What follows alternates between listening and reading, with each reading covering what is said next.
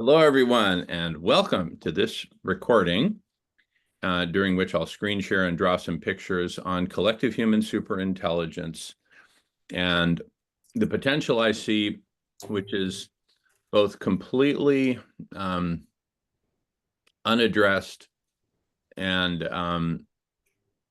for the most part, and absolutely urgent. And this relates to a declaration of interdependence as well. I've got a couple of friends listening in. Feel free to ask questions or ask for clarification at any time. And here we go. Okay. So first of all, what is it that I'm saying doesn't exist today? What doesn't exist today is an unbounded network of conversations that self-identifies as a network, okay, that self-identifies as a whole. And I think of this whole, this emergent whole, because there's emergence of it and elements of emergence, but the whole certainly does not yet exist. And as I say, I think it is urgent that we manifest this. The whole that I'm talking about, and I'll draw some pictures here just to explain what I'm describing.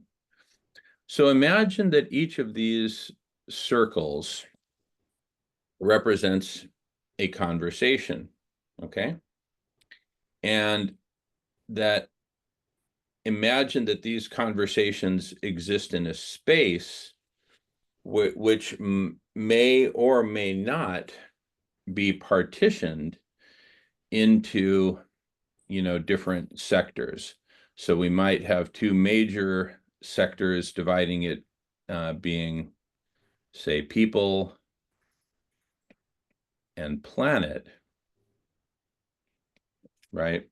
And then the planetary sectors, each of these sectors can be divided as fine-grained as we wish. I'm just kind of doing this sort of vertical line because the reality is that a lot of our concerns, a lot of our crises, and a lot of our potential solutions are either part of the people sector or the planet sector. So let's say these top two quadrants represent, people as a whole, kind of the highest level sort of conversations we could be having about people, and then planet as a whole, right?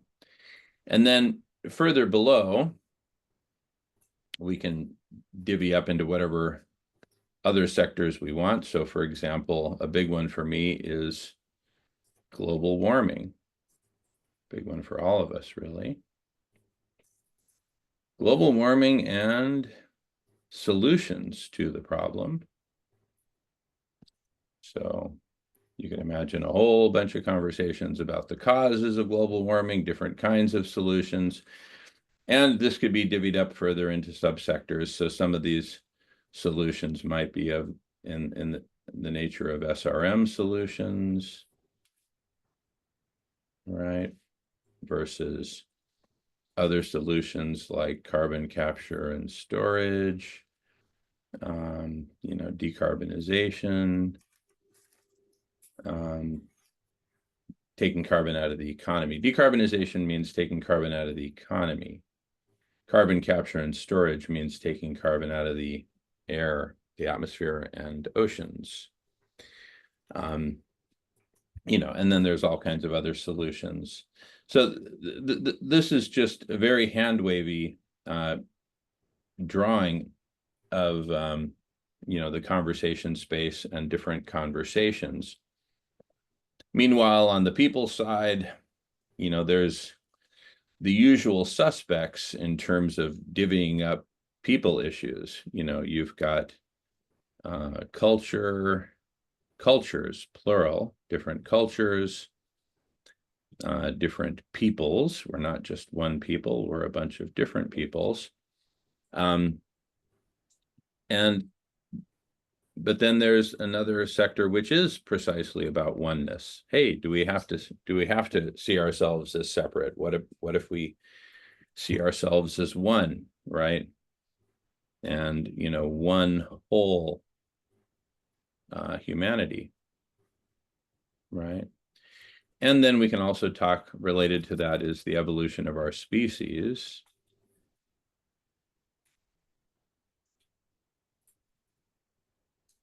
And this is all under people. So when I say species, I'm talking about people, right? As opposed to some other species, Homo sapiens. For example, there's the evolution, and one quadrant of this could be, Homo ahimsa, evolving into a new species which is about togetherness and being the caretaker species, etc.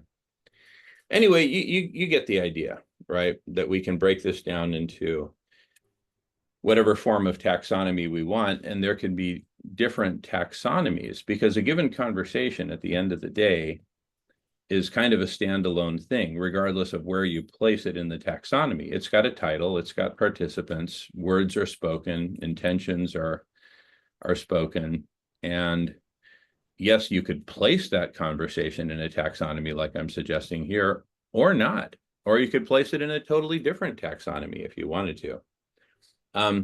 So with this as context for, I'll skip ahead here, leave some space. But basically what we're talking about here is a universe of conversations, okay? Which identify as a whole, which self-identify as a whole, and which say, hey, we're not just a set of conversations. Like I could take the globe and draw an oval around South America and say, oh, consider this set of people in South America. Does that mean that the set of people in South America self-identify as a whole? No, that does. I mean, they may well do that, but that doesn't flow definitively from my identifying them as a set of people. So a set of people is different from self-identifying as a whole. Here, I am saying that this universe of conversations self-identifies as a whole, right? Each has awareness of each other. Each has awareness that they're part of a community of conversations, what I'm calling a universe of conversation. Can I jump in here? Yes, please. You want me to pause recording? And do you want? This is fine. This is fine. Okay. Yeah. I would say, in theory, this is theory. Yeah. And I would say that in practice, so to speak, we do need a event, I want to emphasize, to unite people in a recognition of this. Got it. Unite people in recognition. I love that. I love that. Yeah, this needs to be birthed. It's not like this. We need a big bang, basically. I'm going to call it a big bang because we're talking about creating a new universe. So this event would be the Big Bang event, right? Which births the universe. Okay. Some people would call that the singularity, if you could put the singularity down to a single event, which you can't really, but there does need to be some call to recognition, essentially.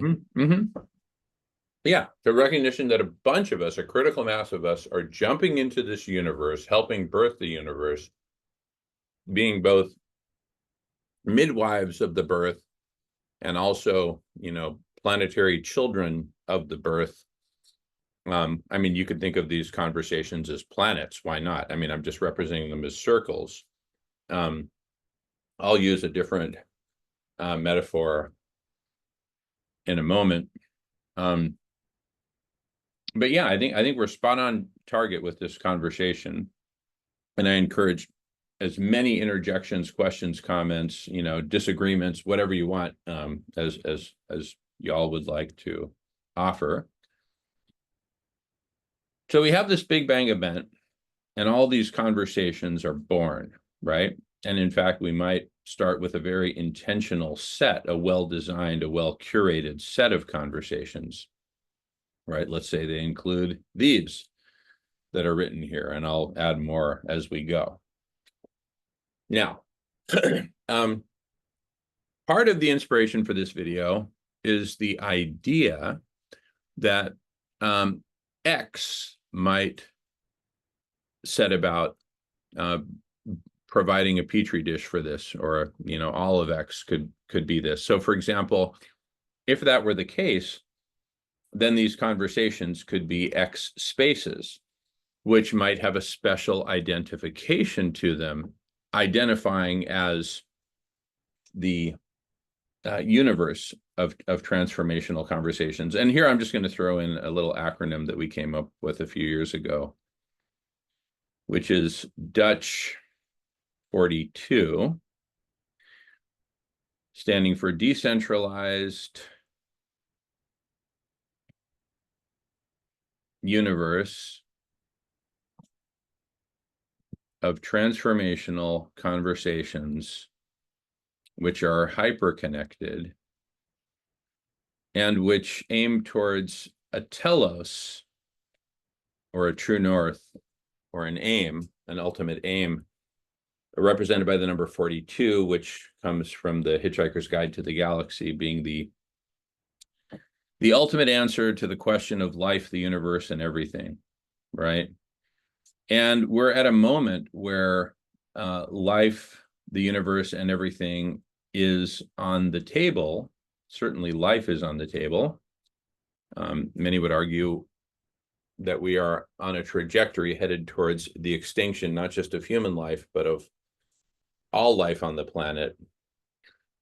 What with exponential planetary overheating and the collapse of human civilization, leading to the melting down of over 440 nuclear reactors, which could release enough ionizing radiation to fry the atmosphere and the ozone. And then like all of life would just get fried, literally. And I would just like to remind us here that there is a war going on right now.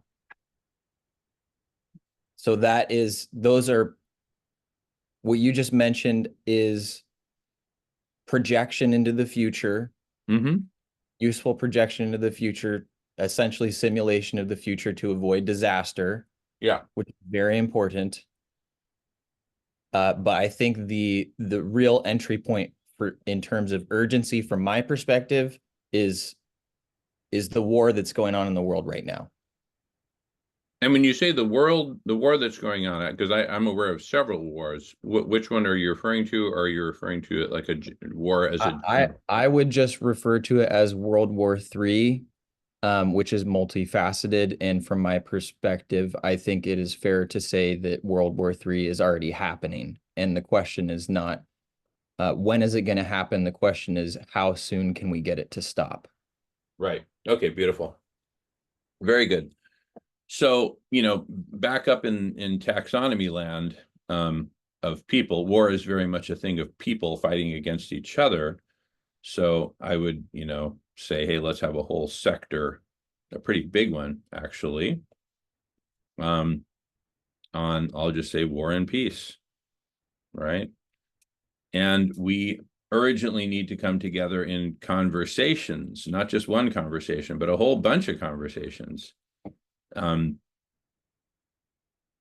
this topic. So we might look at, Ukraine, Russia, etc. This conversation right here that I'm kind of putting in bold might have a bunch of related sub-conversations. And so that kind of puts taxonomic structure overlaid on top of the conversations themselves. Whereas before I was just divvying them up into sectors. Now I'm actually doing an inverted tree. So this can be done in whatever forms. But again, at the end of the day, it's just conversation, whether you put it into a taxonomy or not. And so, yeah, so the first thing is self-identifying as a whole and having that big bang launching this universe of conversations, of transformational conversations, because we seek transformation. Transformation to what? Well, look at the telos, 42. We need some sort of ultimate answer. Half-baked answers, partial answers aren't really going to suffice at this point because things are melting down and devolving so quickly. We need big solutions to big problems, to the whole polycrisis. So this whole universe, all of these conversations that you see, every single circle on the screen, no matter what part of the taxonomy it fits in or could fit in, is part of this whole movement to, I would say, again, with a focus on life, just to clarify this telos a bit more, I would say to save life, to heal life, and to transform life on Earth, certainly human life. The rest of nature, I'm not so sure requires transformation per se. It requires support from Homo ahimsa, the caretaker species that we could be evolving into. So anyway, but I'm just pontificating on how I see the telos. Really, it's up to the entire universe of conversations to gravitate towards, hopefully, some form of consensus on what kind of a world we want, right? Yeah, and if you don't mind my interjection, I would just emphasize as a younger person that I definitely see the conversations happening online more so than I was anticipating this year, to be honest, which has been a personal relief. And that's really just to underline that the conversations are happening. Right. And so what's missing then is the big bang of the conversations self-identifying as a whole, right? So take a soccer field, right? Imagine that you and I and Marco and several other people each show up to the soccer field, and we each bring our own soccer ball, and we're each kind of juggling our own soccer ball just independently, right? And we may not even be aware of the other players on the field. It could be like a really foggy day, and you can't see beyond, say, 10 feet around you. So there could be a dozen other soccer players, and you're not even aware of them, right? Much less are you self-identifying as a whole, right? So awareness is one thing. But the self-identification as a whole, I think, is really crucial. So what we're talking about here is birthing the coming together of those conversations that want to. Some of them may say, hey, no, we want to be an independent conversation. We don't want to be a whole with you and a bunch of other lame conversations. We want to do our own thing because we think we're really special and unique and all that. And, so I certainly don't believe in conscription, forcing people to become part of a whole against their will. I do believe in search. And so if a conversation is public and people are welcome to join, regardless of whether it wants to be part of a whole or not, it should be discoverable if it wants to be discovered. I also believe in privacy and private conversations. I'm not saying every conversation should be public. And so here on the screen, let's just look at kind of, an evolution of conversations. So there are, of course, private conversations. There are public conversations. Think of the ancient forums in ancient Greece and ancient Rome, where people, they would intentionally go to the forum, right, and have a conversation so that other people could hear and participate in them. So you can have public conversations which are invite only, and you can have public conversations which I would call maximally public. And what do we mean by that? That anyone can join. You don't need an invitation, right?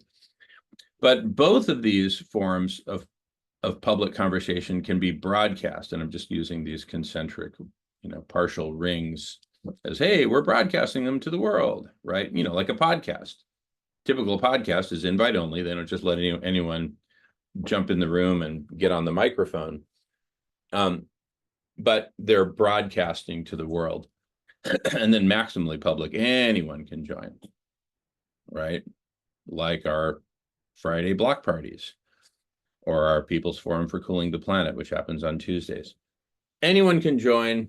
And so anyway, now, whether they're broadcasting or not is a matter of choice. Whether they're recorded or not is a matter of choice. Whether they're transcribed or not is a matter of choice amongst the people who are participating.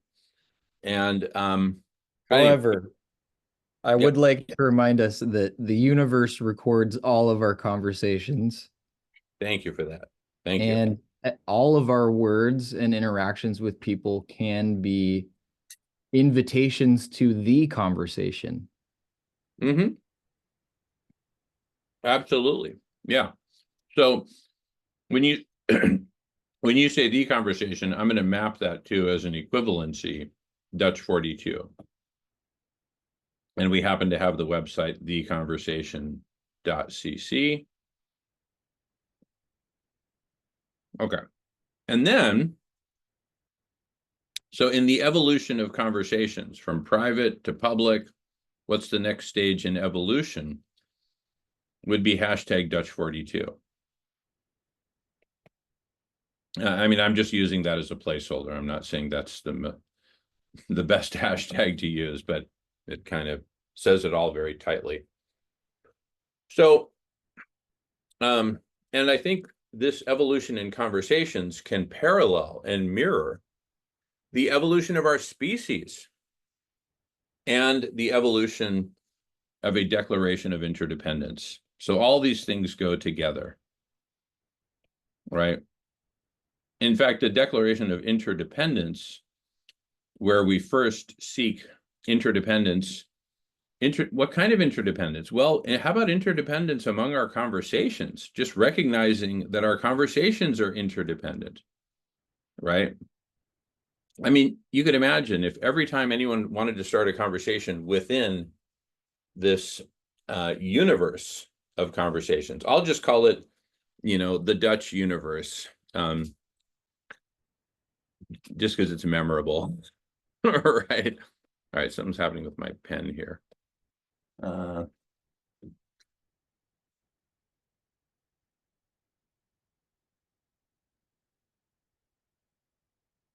Okay, well,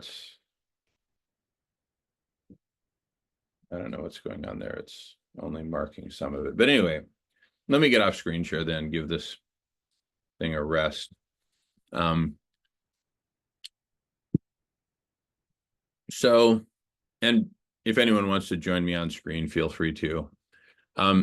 So, but you have to say so. I'm not just going to put you on screen. So anyway, so the Dutch universe is what I'm calling, this hyper-connected universe of conversations that self-identify as a whole and say, we want to be together. We are family, a family of conversations, a family of humanity, aiming towards a telos of, homo ahimsa.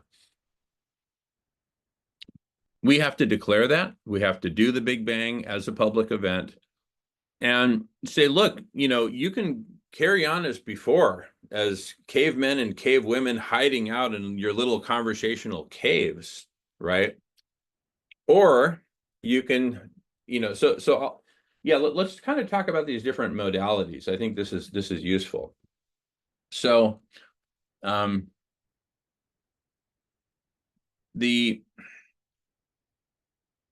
what's up with this iPad? I don't know. But anyway, let me see if it's recharging. No, it is charging. All right. Anyway, so we could talk about caveman mode. in terms of conversations where we say,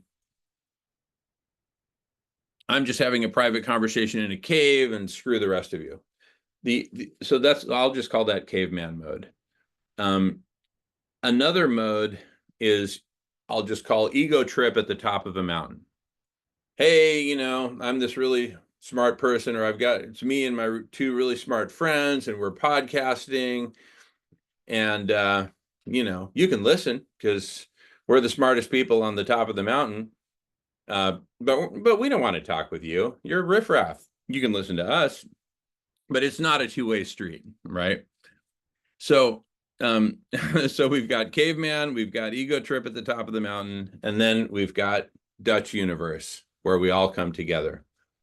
Dutch is actually not a bad, some people have said, oh, the Dutch were colonizers and all that, and so it's not a good name for it. But what's really interesting about the Dutch, if I can generalize, which I can't, but I'm going to do anyway, is that, they were completely interdependent. They had systems of dikes and berms and, windmills and pumps and things like that, because a lot of Holland is underwater, literally.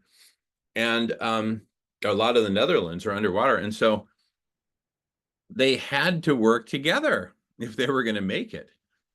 And each village was responsible for their, part of the network of dikes and berms and, pumps and whatnot. And they all really had to work together. And if you go to the Netherlands today, it's easy to strike up a conversation. They're not just all like isolated and screw you, I don't want to talk with you, I'm in caveman mode, or I'm in ego trip at the top of the mountain mode. They're literally in Dutch mode, right? So the Dutch universe, it's basically taking those aspects of the Netherlands and exporting them throughout the universe and saying, hey, we're creating a whole universe that shares that spirit of togetherness, right? You also don't see people dying of hunger in Holland. They've done extremely well at separating soft drugs from hard drugs, and heroin addiction in Holland is in the Netherlands is basically a thing of the past. It's essentially non-existent for people under the age of 40. They're not minting new heroin users. Yeah, there might be some, 57-year-old dude who's been doing it for years, since before they came up with their new drug policies. But anyway, I could go on and on. The Netherlands are pretty badass in how they work together. So Dutch is not a bad thing. So hashtag Dutch42. Let's just use that for the time being. But again, when we ultimately do the Big Bang, we may have a totally different hashtag. It doesn't matter. It's not about the hashtag. It's about the thing. And what is the thing? It's about a maximally united, self-identifying as a whole universe of conversations which work together. Now, if you think, so now just visualize all these conversations, right? Just imagine a bunch of circles around me, right? Each one is a conversation. Let's introduce the concept of, I'll just call it the X-Wing class, right? Imagine we do this on X.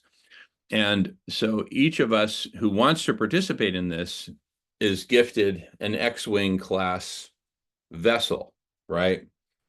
And we can zip around and fly to any conversation in the universe we want to at literally light speed. Okay, I'm going to screen share here and hope that my iPad and pencil combination are behaving. So let's say we have this conversation here and another conversation here and another conversation here, right? And imagine that we've got this X-Wing class vessel, right? Like a spaceship with an R2 unit in the back and whatnot. Okay. And so we're cruising through oh shit, sorry. So we're cruising through space, and there you are in your little vessel. And I'm just going to represent these literally as an X, and then I'll add to that picture as we go. So let's say this conversation here has this person here as an X and this person here. And I also think of these as pollinators. That's another analogy we use, that these are pollinators.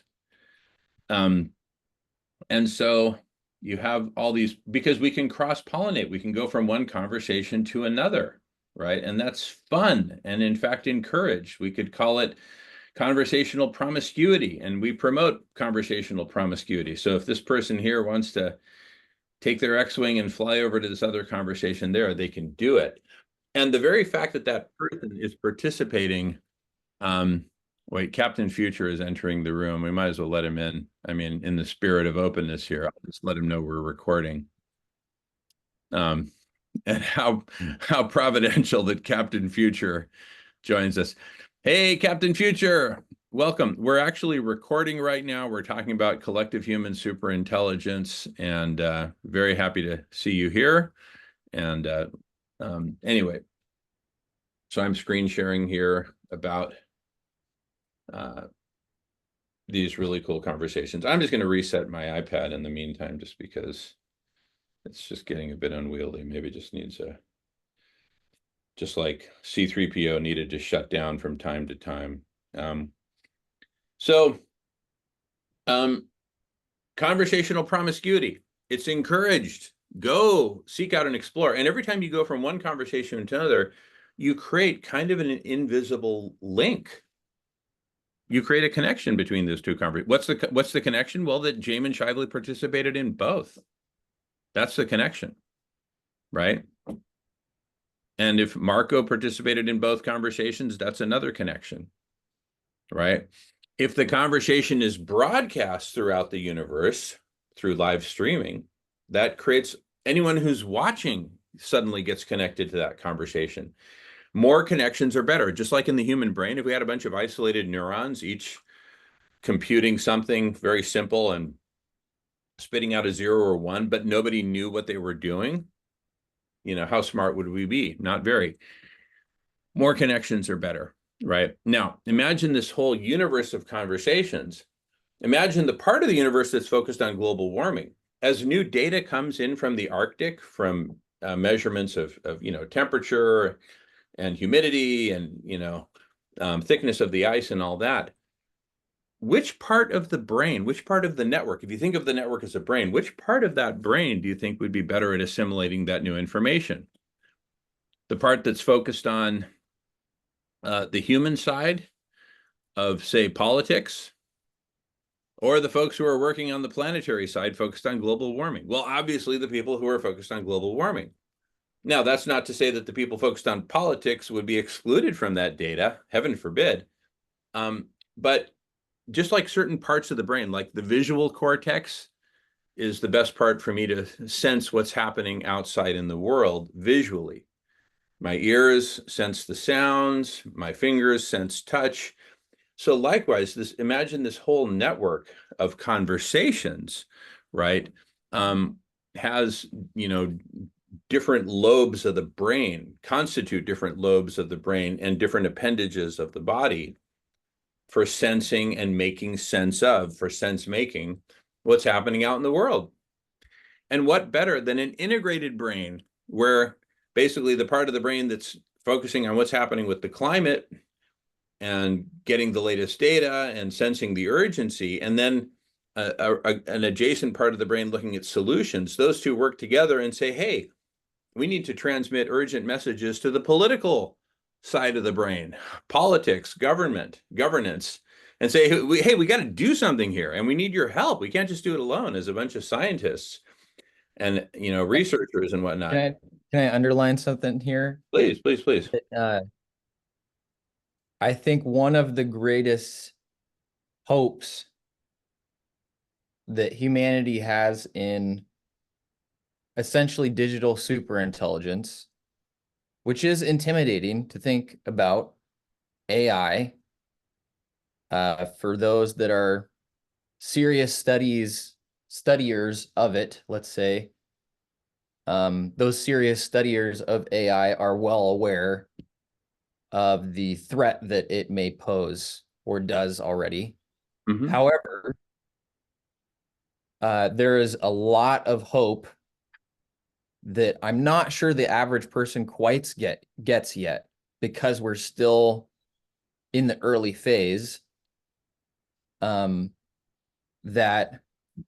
the AI that emerges from learning from this body of conversations, I would suggest that arguably the noblest and most promising application of that AI, as benevolent as we can make it, would be education, the application of education. And it brings me to The Matrix as the movie, they already have the perfect analogy in there when Neo goes into the Matrix with Morpheus and they do Taekwondo or Kung Fu or some sort of martial art in the simulation, and he comes out of it and he's learned that martial art. So when people are bouncing around this universe of conversations, not only with people, but also with an AI that is helping everyone in this ideal, right? That's the Yeah, ideal we're all working for, is this exactly. benevolent AI. Yeah. That means that, exactly as Jamin is describing, this integration across our lobes will quite literally be happening on a person by person basis. So there's a lot of hope, I would say, to be had in the idea that we could actually make more Einsteins reliably, that we will be creating, that humanity will be birthing almost a new kind of human, so to speak, to give the transhumanists some credit. And really all of that is to just underline the human side of all of this, to complement the theory that Jamin is laying down, is something like people and humanity itself has a profound potential to evolve, that I think is something good to speak to people about these days, when we're, it feels like we're on, like apocalypse is this ever-present threat in everyone's minds. It's a naturally occurring threat that comes up in everyone's minds. And so we need some anchor of hope, let's say. And on the human side, that's what I think it's very important to emphasize, how much humanity herself can and will evolve continually.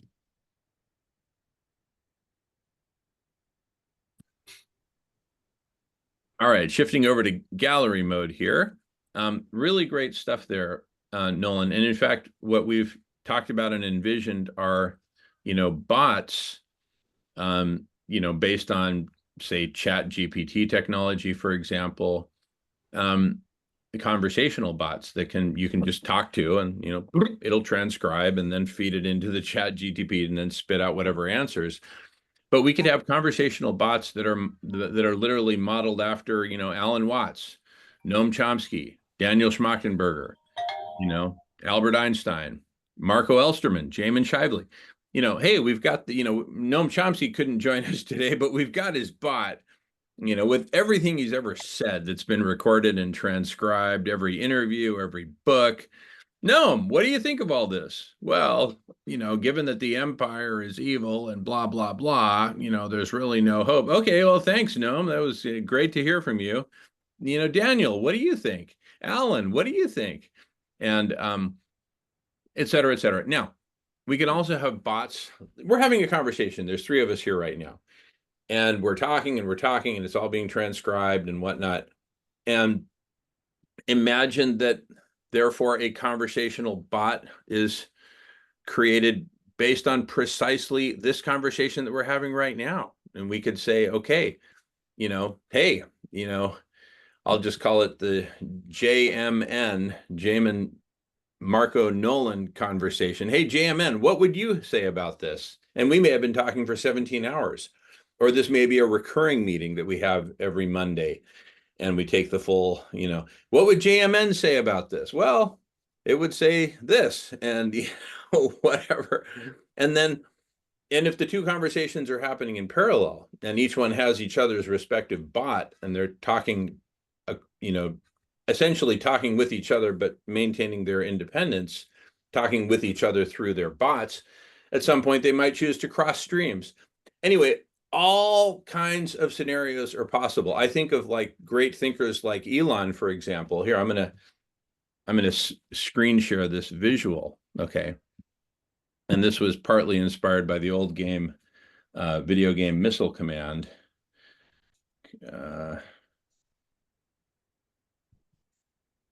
That imagine Elon is in some taxonomic space that I'm just going to sketch out like this. So these are different sectors of the taxonomy, and he has some insight, some multidimensional insight, and he says, "Oh, I know. Ooh, we should have conversations on this topic over here in this sector, and on this other, and on this other, and on this other, and on this other. Boom, boom, boom." He could actually go seed a couple dozen conversations in like half an hour, spending a minute seeding each, right? And I would like to throw out there that from my observation from using X largely out of curiosity this year, mhm, um, that is in effect what happens on there, because and on platforms like I think Instagram has a Threads or Facebook has a Threads similar functionality. Now in this case I'm talking about text, mhm, but one person posts a post that has text, and then in response to that there's text posts that are replies, right? yeah, yeah, But what's really cool, and I didn't put this together until this year, is that process keeps going. So somebody like Elon or somebody with a large following posts, and that unites people, right? mhm, This is a popular poster that a lot of people follow. That unite, so a lot of people see that initial post, and then when you actually dig into that post, you can see all the replies. yeah, Now, but each one of those replies is also a post. And bear in mind, this is yeah, what's already happening. This is yeah, already happening. And so what you get is this really cool dynamic where you can start with the essentially populism, right? You start on the popular posts, yeah, but you dig in and you keep digging in and you keep digging in until you get down to basically a spot in the thread, because it gets multi-threaded as you drew earlier. mhm, You get to a spot in the thread where you are interacting directly with somebody who's kind of at your level, so to speak. sure, And really all I'm trying to underline with that is that that's where you can start having an actual conversation with someone, um, by basically digging down through that populist entry point. It's something like that. yeah, yeah, yeah, beautiful, beautiful. And what I'm suggesting is imagine at any point in the multi-threads, at any post has, of course, every right to say, "Hey, I'm starting a space on this right now." It's all good, sending messages with text, but I'm going to start a space so we can just talk about this, and whoever wants to show up can show up. And what I was suggesting in the case of, say, Elon, is he may actually start a bunch of spaces, but not actually be in any one of them for more than a couple of minutes at a time. Now, he may come back, circle back, and check around. I said, let's say he starts a couple dozen spaces in half an hour. He may then, keep tabs on these spaces and may have bots keeping tabs for him, giving him little summaries. Hey, in the last half hour, these 17 people that joined this space that you started 2 hours ago, they've come up with some really cool stuff. Oh, really cool. Let me check in there. Bam. And the next thing you know, Elon's there. And he's like, okay, I understand you guys have sorted out this, this, and this. Here's what I recommend. Check out this, this, this, this, and this, and I'll be back in an hour or so to check in on you. Bye for now. Yeah. Yeah. And what I'm compelled to underline here is just that this is a process happening. This is happening.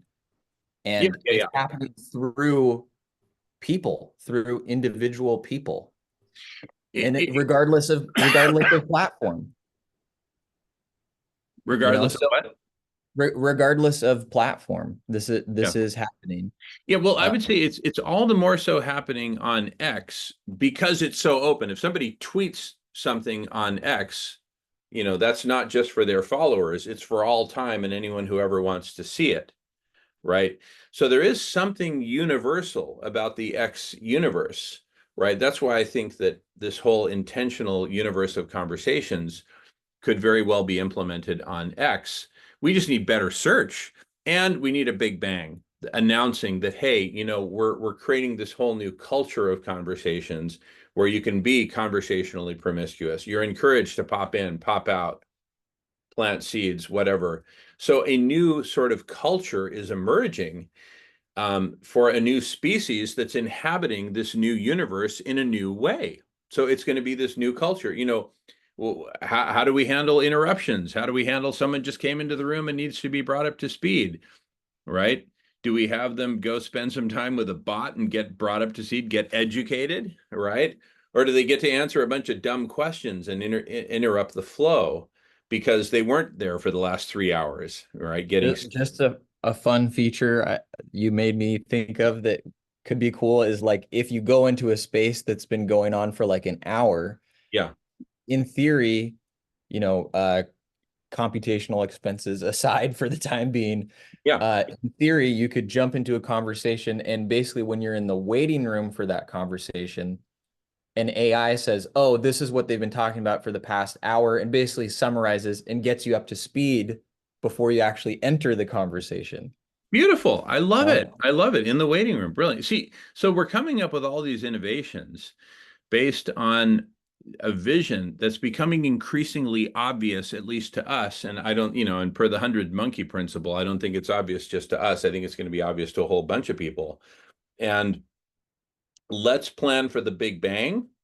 Let's get this party started. Let's do this, right? Once we let the cat out of the bag, it's not like she's going to want to get back into the bag anytime soon. So I think it'll just be some ever expanding thing. Anyway, I need to wrap for now, but this has been beautiful. So I'm going to pause recording. All right. Any final thoughts? I would just like to extend the invitation to everyone to the conversation because um, it is urgent for an unfathomable number of reasons. Um, and that's the point is we just need people to be talking with each other and in bridging divides in conversation. Beautiful. So I encourage everyone to share this video. In the description, we'll put the Zoom link so you can join us. We meet every Tuesday and every Friday starting at 11 a.m. Pacific time, and everyone is welcome. So please share this video far and wide with the Zoom link and the open invitation. Tuesdays, we spend the first 2 hours talking about on the People's Forum for Cooling the Planet, which, just like it says, it's a forum for cooling the planet as our arguably our single most urgent thing that we need to do among many urgent things. And then 2 hours later, right on the same meeting, without skipping a beat, we just shift gears to the Declaration of Interdependence, which is arguably the single most urgent thing on the planet because we're not going to get anywhere cooling the planet if we're so fragmented as we are. So let's get together and declare our interdependence and manifest it through this Dutch universe of transformational conversations that are hyper-connected and seek a common telos of saving, healing, and transforming life on Earth. What could be cooler? What could be cooler? And then on Fridays, we have the more general block party, which in theory, Marco, are you going to be on the block party? You're going to be manning your post as usual or any changes there? This week, yep. Okay. All right. So for the foreseeable future, we kick off the block party at around 8 a.m. Pacific time, but I and others typically join in earnest more around 11 a.m. Pacific time. But anyway, that's just on more general topics. At noon Pacific time Friday, we start the Start is Near podcast, and we go for a couple hours, followed by the Afterglow. Anyway, but it's all around these topics, these most urgent topics of how do we come together? How do we form collective human superintelligence? How do we cool the planet? How do we end war? How do we transition to a plant-based diet and feed everyone? Make food a basic human right. Make shelter a basic human right. Make all basic human needs basic human rights so that people feel included. They feel welcome, right? It's kind of hard to make someone feel welcome to the dinner party if they don't get any food, but other people are sitting around chowing down and laughing and drinking wine and all that. And you're just kind of standing near the door saying, am I invited or not? Let's invite everyone. And one of the ways to invite everyone is to feed everyone. Another way is to invite them to the conversation and give them access. So anyway, those are my final thoughts. Join us. Love you all. Any final thoughts, Marco, Nolan, NSA? Okay. I think I'm good. Some dude hi, I just wanted to interject. I'm sorry, I just can't help myself, but I love this conversation so much. I know my job is to eliminate guys like you, but I just thought I'd say blah, blah, blah. Wouldn't that be kind of funny? Anyway, so let's hold space for that. All right. Love you all. See you all soon. Love you. Thanks.